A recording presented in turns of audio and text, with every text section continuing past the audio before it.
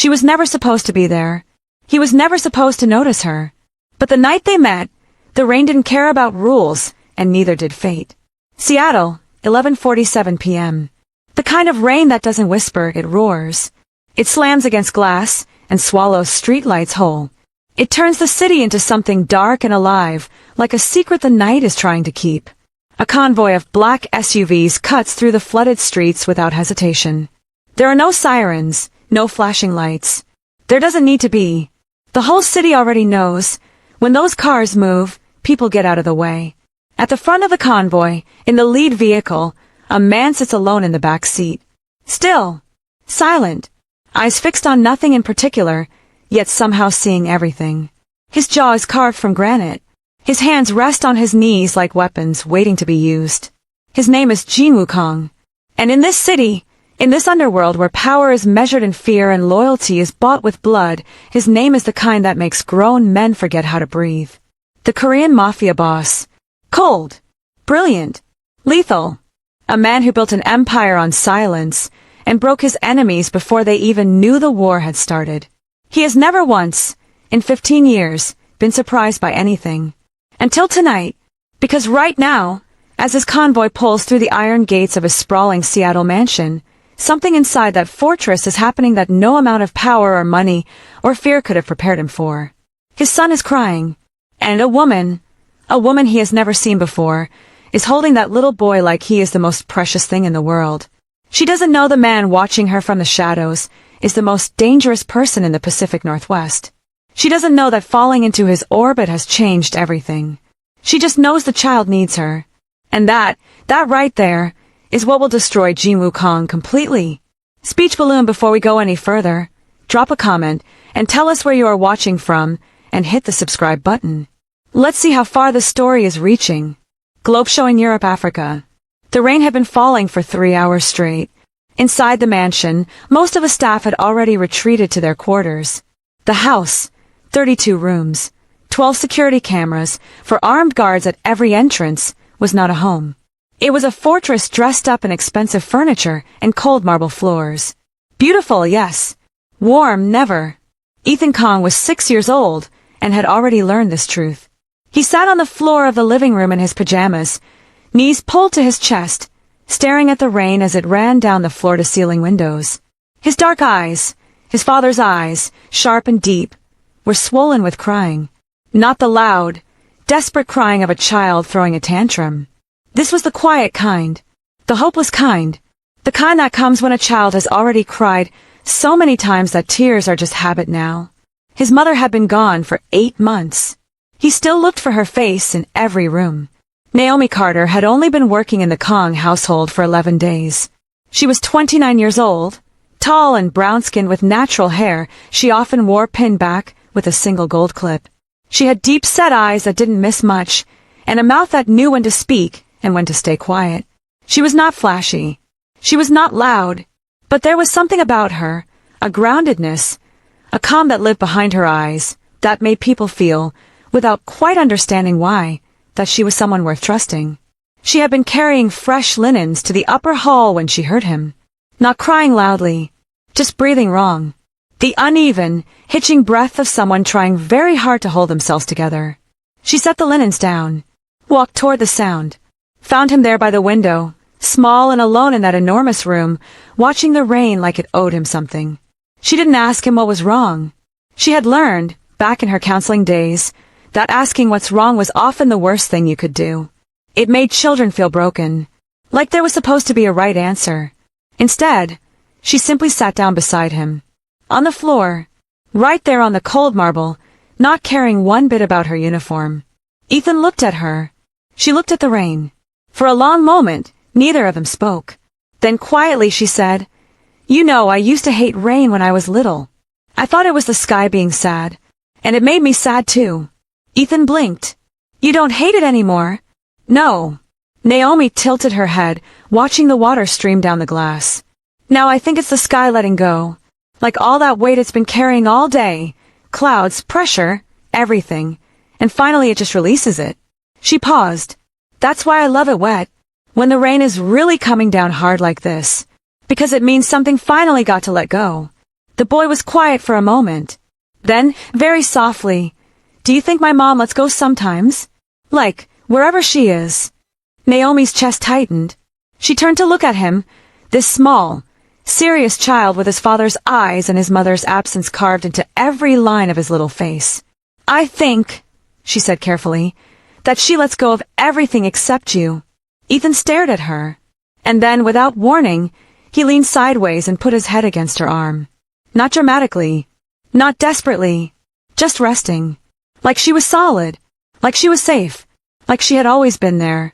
Jinwoo heard her voice before he saw her.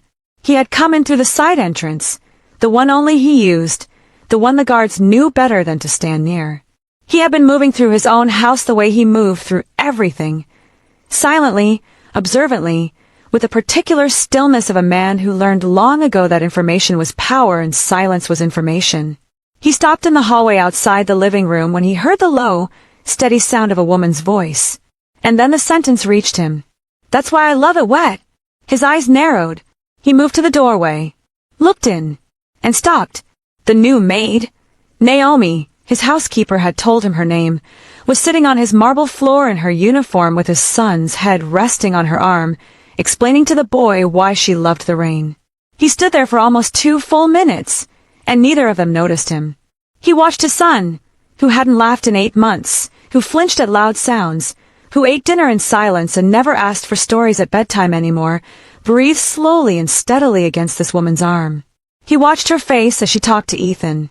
No performance in it, no awareness of being observed, just genuine, present, as if sitting on a cold floor with a grieving child in the middle of the night was exactly where she was supposed to be. Jinwoo Kang had not felt confused in a very long time. He felt it now. Over the following days, he watched her. He told himself it was due diligence. Background checks took time. New staff members required observation. This was simply protocol. He watched her make breakfast for Ethan and cut his toast into triangles because she had somehow learned he didn't like rectangles. He watched her teach the boy 3 words in what she called sidewalk French. The kind of French, she told Ethan with a grin, that nobody in Paris would actually understand.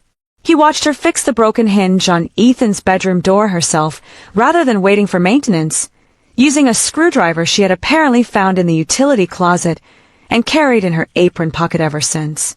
He watched the guards around her. They didn't soften for anyone. They were chosen specifically because they didn't soften. But when Naomi walked through the kitchen and slid a cup of coffee onto the counter beside Lee, the most stone-faced of all of them, without saying a word, just sliding it over because she had noticed he always looked exhausted on Tuesday mornings, Lee looked down at that cup for a long second before giving a single nod. That was the equivalent, in Lee's world, of weeping openly. And then there was Jinwoo himself. He was not a man who announced his entrances. He appeared, doors opened, guards straightened, rooms rearranged themselves around his presence.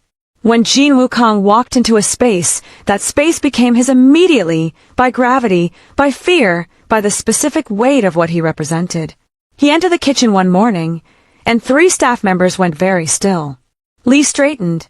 The cook suddenly found something extremely important to do near the far counter. Naomi looked up from where she was packing Ethan's school bag and said, pleasantly, "Good morning, Mr. Kang. There's coffee. I made it strong, the way you had it yesterday." He stopped walking. She had already looked back down at the school bag. The cook stared at the wall. Lee blinked twice. Jinwoo stood there for a moment. This man who had once made a rival crime lord apologize in writing just for using the wrong tone on the phone, and processed the fact that the new maid had just spoken to him like he was a regular person. Like he was just a man in his own kitchen in the morning. He poured the coffee, sat down, said nothing, but he didn't leave. And Naomi, without making anything of it, simply went back to packing the bag. Jinwoo drank his coffee, and for reasons he could not explain and did not examine, felt something in his chest that was almost like calm. On the 12th day, Jinwoo called his right-hand man into his study. Park Ji-soo had worked beside Jinwoo for 9 years. He was methodical, thorough, and had the particular gift of delivering uncomfortable information without flinching. Jinwoo trusted him with his life. More importantly, he trusted him with Ethan's. The woman, Naomi Carter. "I want everything," Park didn't ask why. He never asked why. He simply nodded and was gone. 48 hours later, he returned with a folder. Jinwoo sat behind his desk, poured 2 fingers of whiskey he wouldn't drink, and opened it. Naomi Carter, 29, born in Atlanta, Georgia. Mother was a schoolteacher. Father left when she was 4. Raised by her mother and her grandmother in a neighborhood where the poverty was loud and the love was louder. Graduated top of her high school class. Earned a psychology degree from Howard University on a partial scholarship, 2 jobs, and sheer refusal to quit. Completed a master's program in trauma-informed counseling. Worked for 6 years at a children's advocacy center in Baltimore, specializing in kids who had witnessed violence. Jinwoo paused. He read that last line again. Children who had witnessed violence. He turned the page.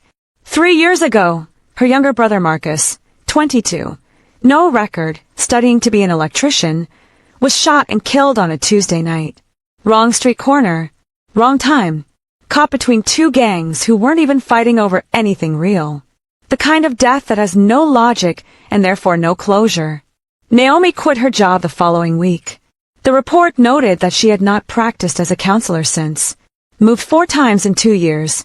Took domestic work because, as she had apparently told a former employer, she needed something simple. Something with a beginning and an end. Make the bed. Cook the meal. Clean the room. Start again tomorrow. She's not running from something, Jinwoo said mostly to himself. Park waited. She's recovering. He closed the folder. Looked at his whiskey. Left it untouched. Naomi Carter had spent 6 years helping broken children put themselves back together. And then the world broke her. And now she was sitting on his kitchen floor at midnight helping his son breathe through the grief that Jinwoo himself didn't know how to address. He understood people. He had built his empire on that understanding, reading people, finding the cracks, knowing exactly what moved them. For the first time in a long time, he understood someone and felt something other than tactical advantage. He felt a weight he didn't have a name for yet. She found him on the balcony that evening. She hadn't meant to intrude. She had come to collect Ethan's forgotten jacket, and the boy wasn't there, but the balcony door was open and the rain, still falling, as it had been for 3 days now, was doing that thing she loved, where it turned the whole city into silver. Jinwoo was standing at the railing, his back to her, a glass of untouched whiskey in his hand. She should have retreated quietly. Any sensible person would have. He left his jacket in his room, she said instead. I'll get it. Sorry to interrupt. You're not interrupting. His voice was low and flat, the way it always was, like a river that had decided long ago to stop making noise. She stood there a moment, watching the rain. Did he eat? Jinwoo asked, still facing away from her. Yes. He asked for seconds on the rice. She paused. He told me his mom used to make rice with the little eggs on top. Jinwoo's hand tightened, slightly on the railing. Tobiko. He said she called it the fancy rice. Naomi's voice was careful, not soft in a pitying way, just steady. I can learn to make it if you want. I'll need to know her recipe. A long pause. I don't remember it. Do you have anyone who might? Another pause. Then, her mother. In Busan. Naomi nodded slowly. It might be worth calling. Jinwoo said nothing for a moment. The rain filled the silence between them like it belonged there. Then, without turning around, why do you care? The question wasn't hostile. It wasn't warm either. It was simply real. The kind of question that comes from a man who has spent so long in a world where everyone has an angle that genuine kindness has become literally unrecognizable to him. Naomi considered him for a moment. Because he's a child and he's lonely, she said. That's all. You don't need a complicated reason to care about a lonely child. Jinwoo turned then, looked at her directly for the first time, really looked. Not the surveillance observation of the past 2 weeks, but actually looked at her face in the rain-dark light. She met his gaze without flinching. Most people looked away. Not from rudeness, from instinct. Something in Jinwoo's eyes communicated very clearly that looking too long was dangerous. Naomi looked. He looked back. Neither of them spoke. The rain said everything. The message came on a Thursday. Jinwoo was in the middle of a meeting with 4 of his lieutenants when Park appeared in the doorway with the look on his face that meant the news wasn't good. The Han Syndicate. They had been a problem for 8 months. Since, in fact, right around the time Jinwoo's wife died, as if they had sensed weakness, as if grief were a scent and predators could smell it, the Han family, older than Jinwoo's operation, meaner in a cruder way, less careful, wanted control of the port routes. They had been testing Jinwoo's borders for months. Small attacks on supply lines, intimidation of allied businesses, the language of war spoken quietly, waiting to see if he would answer. He had answered, twice, decisively, but this message was different.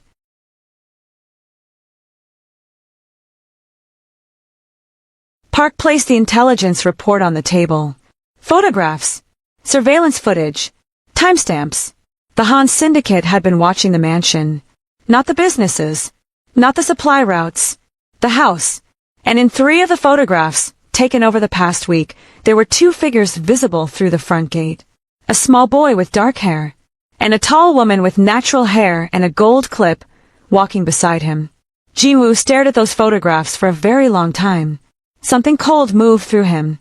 Not fear. Jinwoo Kang had not felt fear in the ordinary sense since he was 17 years old. But something adjacent to it. Something more dangerous than fear. Something protective. Double the perimeter, he said quietly. No one leaves the estate without armed escort. Ethan doesn't go to school until further notice. And the woman? Park asked carefully. Jinwoo looked at the photograph one more time. Naomi mid-stride, one hand resting lightly on Ethan's shoulder as they walked. Even in a surveillance photo, the ease between them was visible. The trust. She's inside the walls, Jinwoo said. She stays inside the walls. The problem with telling people to stay inside is that some people don't do what they're told. Not out of disobedience. Not out of recklessness. Out of love. Ethan had been cooped up in the mansion for 4 days. He was 6. He was grieving. He had been told, very kindly but very firmly by Naomi herself, that they were having a special stay-at-home week because his father needed him close. The boy had accepted this with a seriousness that broke her heart. On the 5th day, he came to find her in the kitchen with his backpack on and his shoes already tied. Mrs. O said if I miss 1 more day I'll fall behind on my reading group, he said, with the grave authority of a 6-year-old who had thought this argument through very carefully. Naomi looked at him, at his carefully tied shoes, at the backpack he'd packed himself, with the little dinosaur keychain his mother had given him hanging off the zipper. She should have called Jinwoo. She should have waited for the escort. Instead, she told herself it was 4 blocks. It was broad daylight. 2 of the guards were right outside the front gate. She would walk him to school, hand him off at the door, and be back in 20 minutes. She told Lee where she was going. She left her phone on the kitchen counter by accident.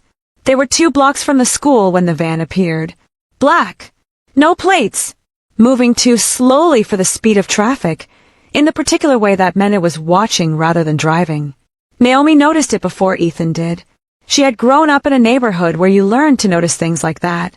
Not as paranoia as survival. She moved Ethan to her left side, put herself between him and the street, and kept walking. Normal pace. Don't run. Don't show them you know. The van stopped. The door opened. 2 men. Masks. Moving fast. Not the clumsy rush of amateurs, but the terrible efficiency of people who had done this before. Naomi did not freeze. Later, people would ask how she reacted so fast, and the honest answer, which she never fully gave, was that she had spent 6 years working with children who had been taken, hurt, disappeared. She had held those children. She had heard their stories. She had learned, cell by cell, what happened to small people when the big world decided it could take them. She was never going to let that happen to this boy.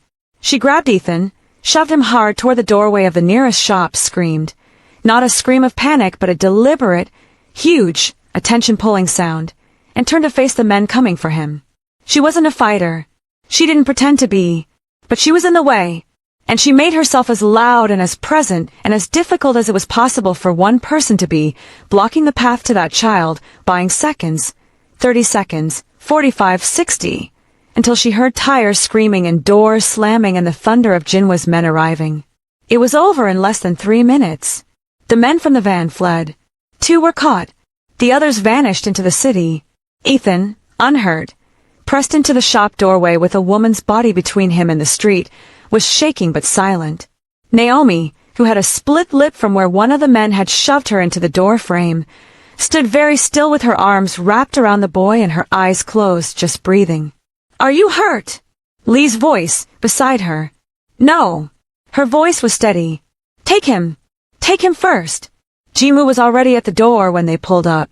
He had been in the middle of what might have been the most important call of the quarter when Lee's message came through, and he had dropped the phone so fast the other person was still talking when it hit the desk.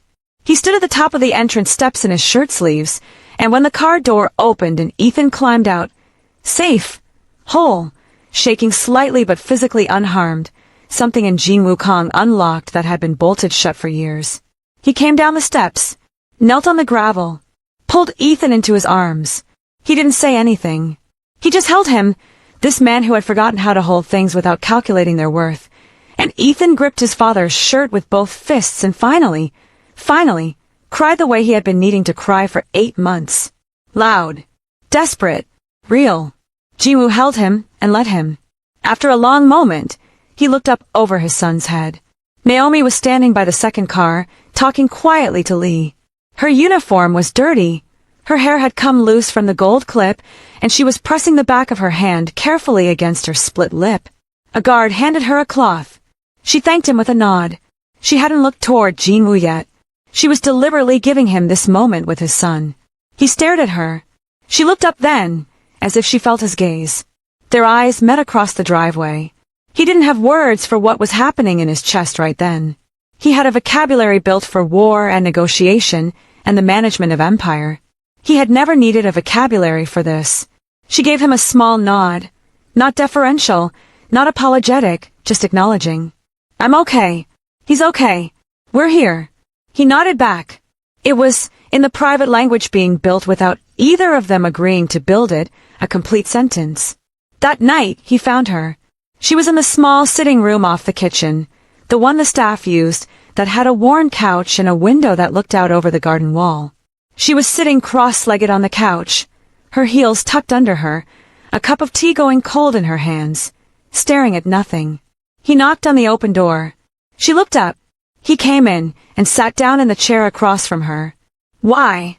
he said, with no preamble, no softening. "Did you take him without the escort?" Naomi set down her tea. "He asked me." He had his backpack on. He had missed a week of school. She met his eyes. "I made a bad call. I know that. You could have been killed." "Yes." "He could have been taken." "Yes." "I know." No deflection. No excuse. Just the words. Jinwoo leaned forward slightly. "Then why? Why risk it?" Naomi was quiet for a moment. She looked at him with those deep-set eyes that had always seen too clearly, and she said, "Because he packed his own bag. He put on his own shoes. He made an argument about his reading group like it mattered.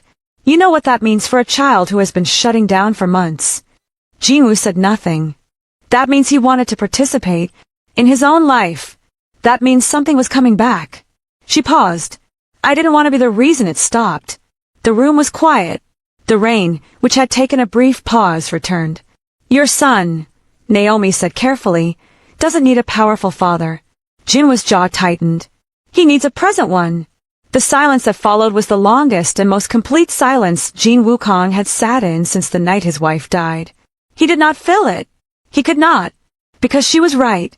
And no one, in 15 years, in an empire built on the certainty of his own judgment, had ever simply, plainly, gently told him something true that he hadn't already known. The intelligence came in at 9 p.m. on a Friday. The Han Syndicate wasn't circling anymore. They were moving. Park laid out the situation in Jinwoo's study with the economy of a man who knows time is short. 30 to 40 men, armed, coming in through 3 approach routes simultaneously, professionally coordinated. The Han family had apparently decided that 8 months of testing was enough, and that tonight was the night they ended Jinwoo Kang's reign once and for all. "Timeline?" Jinwoo asked. 2 hours, maybe less. Get Ethan to the panic room. 2 guards inside with him. He paused. "The staff, anyone who wants to leave, give them a car and a driver right now. No questions." Park nodded and moved. Jinwoo stood up, put on his jacket, then stopped. "Naomi." Park turned. Tell her she needs to take Ethan to the panic room. He stopped, reconsidered. She'll make it easier for him. He'll be less afraid if she's there. Park looked at his employer for just a moment longer than was strictly necessary. Then he nodded and left. Naomi had heard the change in the house before anyone told her anything. Houses have rhythms. She had always been good at reading them.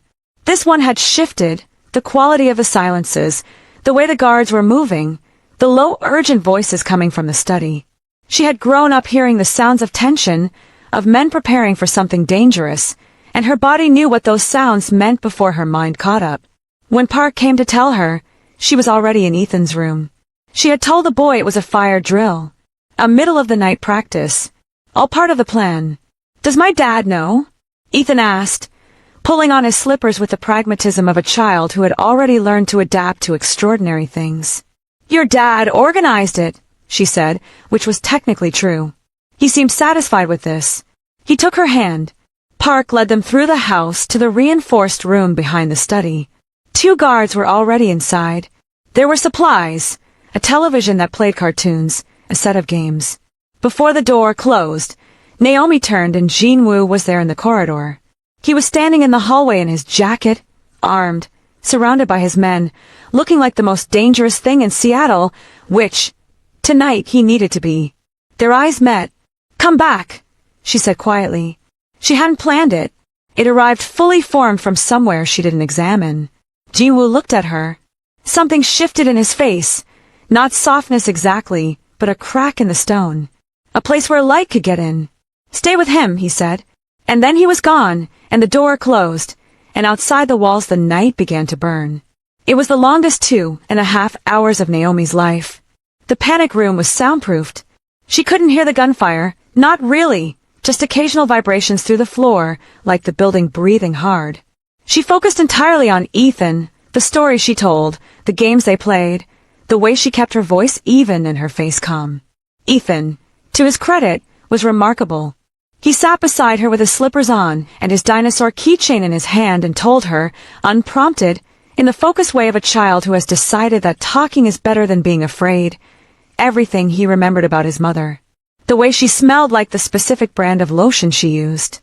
The song she always sang wrong on purpose to make him laugh.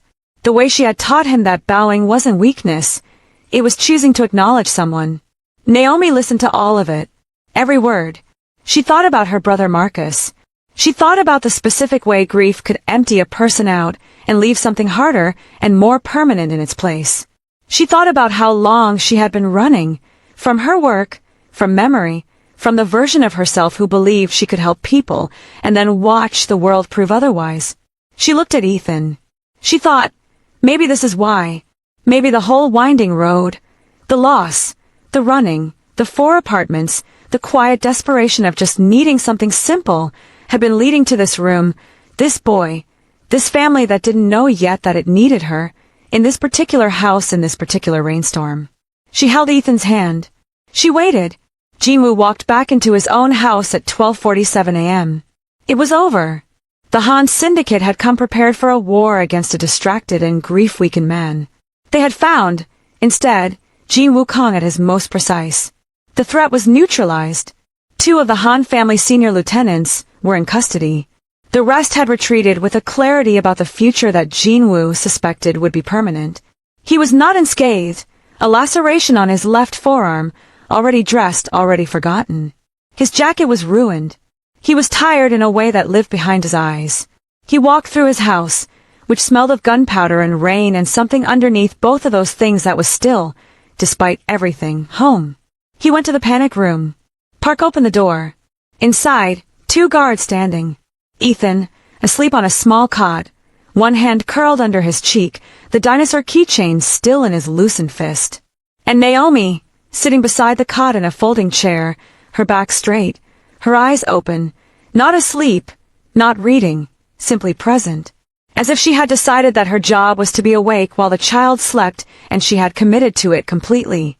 She looked up when the door opened, took in Jinwoo's face, his arm, his ruined jacket, the exhaustion behind his composure. Her face said, "You're here." Her face said, "Good." She didn't say it out loud. She didn't need to. Jinwoo stood in the doorway of that room and looked at his sleeping son and the woman sitting beside him, and something in him, some great clenched mechanism that had been holding for 15 years, released. Like the rain, like the sky letting go. He found her on the balcony an hour later. Ethan was asleep in his own bed. The house was quiet. The guards had changed shifts, and the estate was sealed and safe. The rain had returned, softer now, gentler, the kind that doesn't announce itself. Naomi was leaning on the railing, her face turned upward slightly, eyes closed. He stood beside her, not close enough to crowd, close enough to be beside. For a long moment, neither of them spoke. "You said you love it wet," he said finally. His voice was very quiet. Naomi opened her eyes, smiled. Not a performance of a smile, but the real kind, the kind that starts somewhere in the chest and moves upward. "I did." He looked out at the rain falling over the city, over the rooftops and the streets and the dark water of the harbor, over everything he had built, over everything he had nearly lost, over the sleeping child inside, over this woman beside him who had sat on his cold floor in her first week and held his son in the dark, who had put herself between danger and a little boy without flinching, who had looked into his eyes and told him truths he hadn't earned yet but needed to hear. "For the first time," Jinwoo said softly, "I think I understand why." Naomi turned to look at him. He was still looking at the rain, jaws set, shoulders carrying everything they always carried, but there was something different in his face, some quality of openness, of being seen and choosing not to close. She turned back to the rain. They stood side by side on the balcony, the Korean Mafia boss and the woman who was never afraid of him, while Seattle washed itself clean below them and the night moved slowly toward morning. Not saying anything else. Not needing to. Because some things begin quietly. Some things begin in the dark, in the rain, with a child asleep inside and a war just ended and two people standing at a railing learning, for the very first time, how to let go. The rain fell. And for the first time in a long time, neither of them felt alone in it. Read hard if the story moved you. Like, share, and tell us in the comments where you are watching from. And don't go anywhere. Part 2 of Jinwoo and Naomi's story is coming. Because this was just the beginning. Cloud with rain.